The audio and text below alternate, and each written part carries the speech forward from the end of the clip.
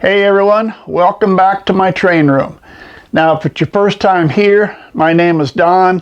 This is the CCP&T O-Gauge Railroad. It's a fictitious short line railroad that I came up with for my layout. First two videos I did, we kind of covered the main line. We came back, covered sidings, covered an off-site staging area. I showed you a lot of that stuff. If you're interested, you can go back to the first two videos and look at that. We also discussed some of the changes I'm going to be making down the line here. But this week I thought, well, you saw the thumbnail and saw the Lionchief, you got an idea. We're going to talk about engines. I thought we'd talk about what engines I'm using here on the layout. Now, initially I thought, I got a good idea. We'll take each engine, we'll put them on the layout, we'll run them around a little bit, let everybody get a good look at them and see them. But, as I told you, I'm working on changes. And as you can see, we're right in the middle of all those changes, and all the track is presently tore apart at this time. So we're not going to be running trains around. Instead, what I did is I took some good close-up pictures of each engine that I have and that I use, and I thought we'll go over each one and show you what it is I have, and in some cases, why I bought it. Now, as I said, pretty much everything I have is Lionchief. And if you follow my videos, you know I've told you about, I spent all my time with HO-Gauge. And this is, O-Gauge is fairly new for me. I've only been doing O-Gauge for, 8 or 9 months now. But I think in that time period, I've learned one thing about Lionchief. And the Lionchief line is pretty much the poor redheaded stepchild of the O-Gauge Railroad. I mean, either that or it's the Rodney Dangerfield, just gets no respect, one or the other. But, the guys that are doing the top end, the rivet counting and the really top end, the really good stuff, I mean, a lot of those guys look at the Lionchief and say, that's a toy. That's cool, but it's a toy. And you talk to the guys that are the pre-war, post-war guys running conventional, it's that Chinese junk. It won't last very long. And hey, I'm going to give credit to both sides. At a train show last spring, I bought this 2055. This thing is over 70 years old, and it still runs fine. I run it on the track every once in a while, and it runs great. And you're right. The Lionchief stuff probably won't be around, and that thing's still going to be running. And as far as the upper end, yeah, I'll go with that. The Lionchief isn't the top end line. It doesn't have the best stuff. It's kind of the car that's got heated seats, but it's not the car that drives itself down the road. It's not quite that to stage. But for me, it's what I want, and it's what works well for me here. And I have found one thing with guys in the railroads, with model railroading. There is one rule that pretty much everybody is agreement in. There's one thing that everybody agrees about, and that is my layout, my rules. It's what works for me. There's nothing wrong with it. And I think everybody kind of agrees with that. Top end guys may not agree with me because it's more of a toy. The pre-war, post-war guys, it's still Chinese, but you know what? They're all still going to kind of agree. If that's what you want, great. That's what you should be using. So, with that being said, let's start taking a look at what I use. All right, I'm going to start out with the engine that started it all, and that is the Santa Fe Super Chief. Now, when I was starting out and I was trying to find as much information as I could on O-Gauge, so I'm looking at everything and I'm looking at YouTube videos, and I stumbled onto a channel that I'm sure if you're an O-Gauge guy, you probably already subscribed, and the channel's called Datified. So I stumbled onto that channel and I started watching him because Mike put out some really good information, and that's what I was looking for. And all of a sudden I realized we didn't live that far apart. Actually, it turns out we're about probably a half hour, 45 minutes apart, something like that. But I reached out to Mike, and he really helped me out at the start, gave me a lot of information, helped me try to figure things out because I found O-Gauge was so different. And in those discussions, well, he had a train to sell. And that was the Super Chief here with all the cars with it, and made me an offer I couldn't pass up. So this was my very first purchase. And I told Mike later, I have to give him credit for one thing. He also helped set the era that my railroad is operating in. In past, in my last O gauge, I like to run in the 1920s. That's kind of where I like to be, 20s, early 30s. But this time around, I wanted to run some diesel. And so when I bought the Super Chief here, the Santa Fe from Mike, I started doing a lot of research on it, looking at it, because I was thinking, okay, well, I'll probably have to move my railroad to the 20s or 30s. I'll have to move up to the 40s or 50s to get the diesels. But I found out that the Super Chief here was started really about 1937, and 38, 39, started making its first runs to California then, and I thought, perfect, that's what we're going to do. This railroad will probably be in the late 1930s, early 1940s, before World War II. That was my date, and I set that date here with the Super Chief. Second engine that came about is another Santa Fe, but it's this 262 Prairie Santa Fe, and I will tell you, I actually technically bought it before I bought the Super Chief from Mike. I bought the 262 Prairie here from Lionel, bought it new from Lionel, and so that came in, they got it shipped in, I put it on the track, and it was dead. I mean, nothing. Not one light, nothing came on, totally dead. No big deal, called Lionel, they said, hey, no sweat, send her back, we'll send you another one. They did all that, but by the time that one got here, by that time I had Mike. So technically the Super Chief is the first one on the layout, and the 262 Prairie became the second one on the layout. Well, the next thing down the line is a pair of 080 switchers. Now, and if you look at it, one says Union Pacific, the other one says CCP&T. But technically, it didn't start out that way. I was looking at engines and looking at stuff one day, and I was on Amazon, and here's this 080 switcher. Now, at no point did the Amazon ad ever say it was Lionel. Never said anything about being Lionel. But it said it came with remote, and it said it would also work with Lionel's Universal Remote and the Lionchief app. You could use it with that. Well, I saw that, well, it's got to be Lionel. So, but it's somebody has it, somebody's selling this. It was new in the box, but I thought, and it was only like $200. So I figured, hey, for $200, I'm going to take my chance. So I bought it, and yes, of course, you get it here, turn it over. It's Bluetooth, it's Lionel. Everything is just right the way I thought it would be. That's the one that I decided I was going to turn into a CCP&T. It was a Pennsylvania, and of course Pennsylvania doesn't match for my layout here being in southern Colorado, so we took a little liberties and we did a little paint off, took some decals off, put some different paint on, put some new decals on it, and kind of dusted it up a little bit with some chalk to kind of weather it a little bit, and it became the CCP&T 040 switcher. The other one there you see is that's the Union Pacific. That situation, I walked into my local hobby shop and it was sitting on the shelf. So we went over and put it on a piece of track, moved it back and forth, make sure everything worked right. It was less than $100, and I brought that one home too. So that's how I ended up with a pair of 080 switchers. Now, one thing you've probably noticed by now, you're not finding any real big engines on my layout, and that's just because they're not going to work. First, it's a short line. I'm doing a short line railroad.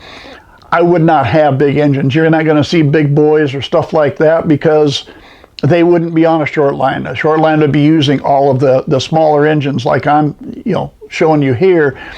And then secondly, you'll find on my line there's a lot of 36 curves. I got some 36, 42s, 54s, and that's just not going to work for the big engines. So you're going to see everything's going to be a little smaller on mine. That's just because it's going to fit with what my layout is all about. Which brings you back to the real little guy. And that was my next one. And That is my 060T, my Docksider. Now, the reason I got this, and it says New Haven, so give it time. We're going to have to take the name off of it eventually. It's just kind of new yet, so I hate to do that. This is a Lionchief 2.0. So now I move up to the electric couplers. I move up to fan-driven smoke, and got a few more features than you'd have with a standard Lionchief. Now, why I bought this one is with O-gauge, let's face it, all the cars are a little bit bigger with O-gauge, and even when you set up a yard, which I have set up, you can only fit so many cars on a track. And even, you know, when you had HO, if you had a 4-foot long run for a yard, you could put a lot of cars on there. Now you can have a 5-foot run, and I can't fit that many cars on it. And if you want to do a runaround in there or tight spots for switching, even if you're using that 080 switchers, you got that in a tender. Take up a lot of space. And then I saw a video on the Docksider, and I saw that and I thought that is perfect. So I went hunting for it. I found one, and again, new in the box, but it's an older unit, but new in the box.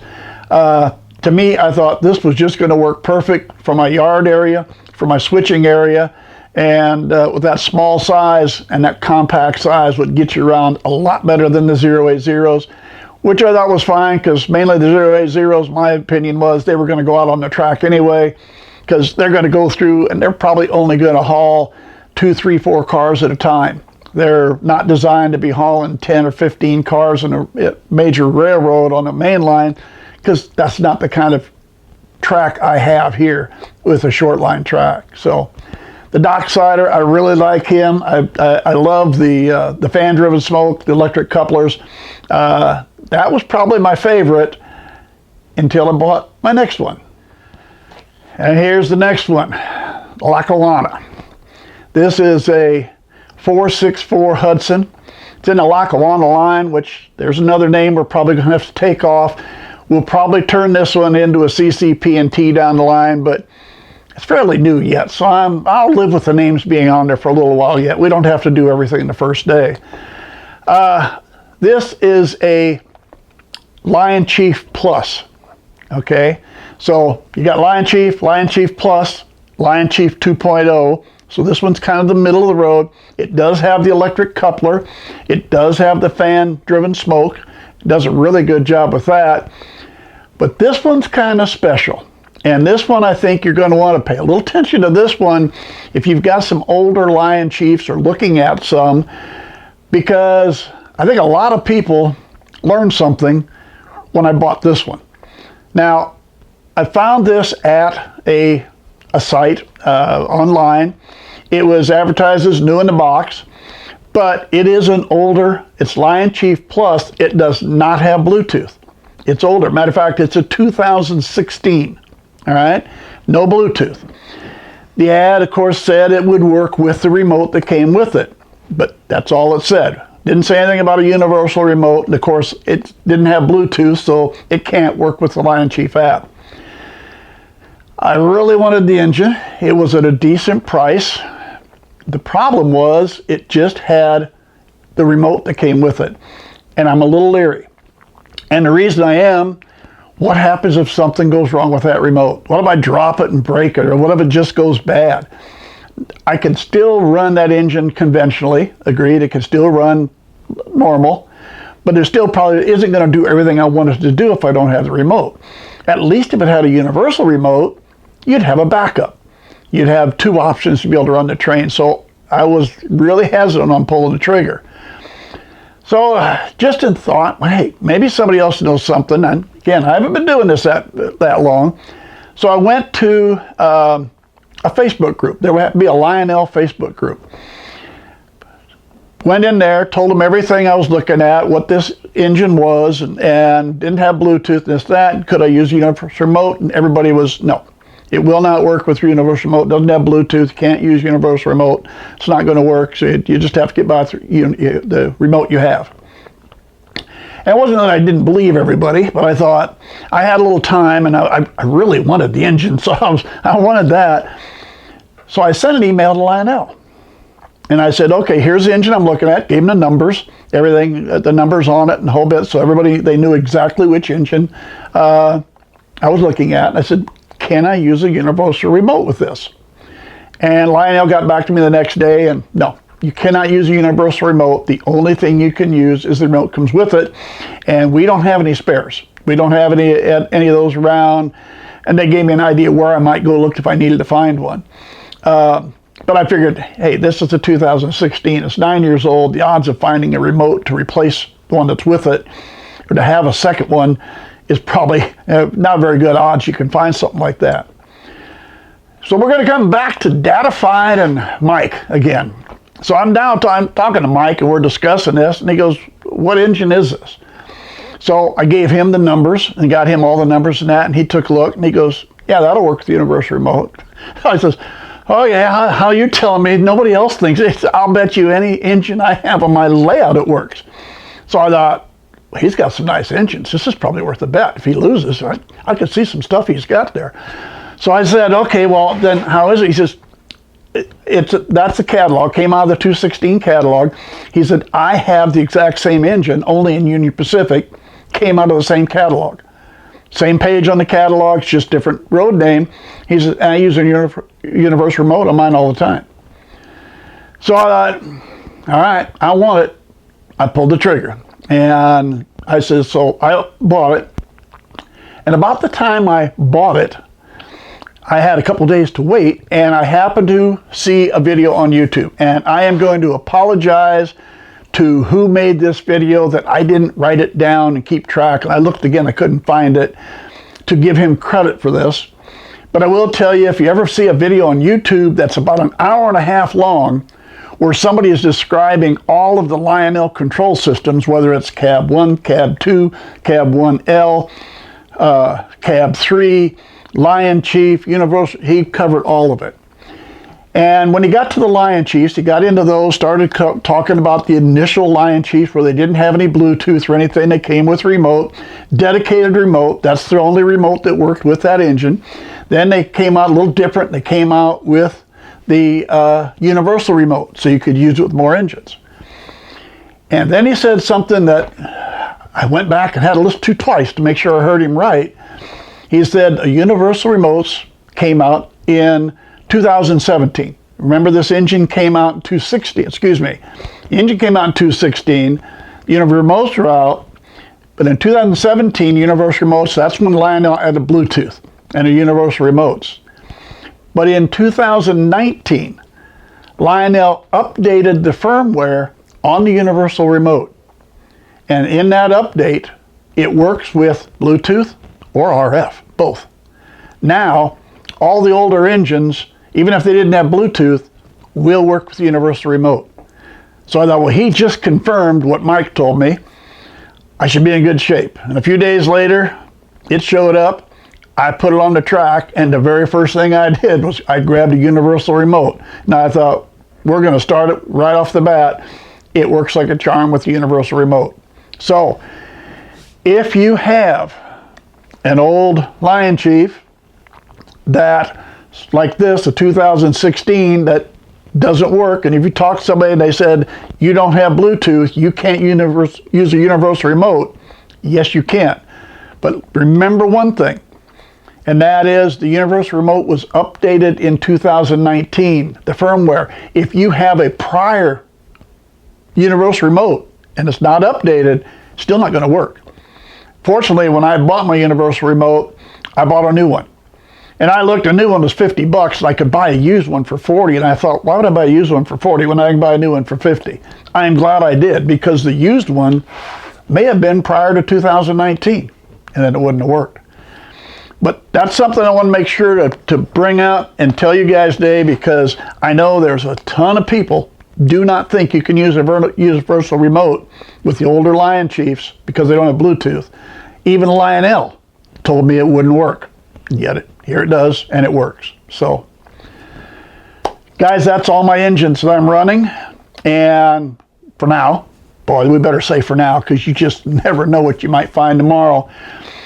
But I wanted to give you an idea. As you can see, like I said, the Hudson, the 464 Hudson, is probably about as big as you're going to see me put on the line. At least that's the way I think of it today, because that's pretty much what would be used on a short line railroad that I'm running here. So, all right, we've done this. I need to get back and work on some lines. I can't run any trains because the track is down. I want to get this track back up, and I'm going to get back to running some trains, and hopefully next week we'll come back. I'll show you what we've got done so far on the new construction, and maybe we can run some trains by then. We'll see you next week.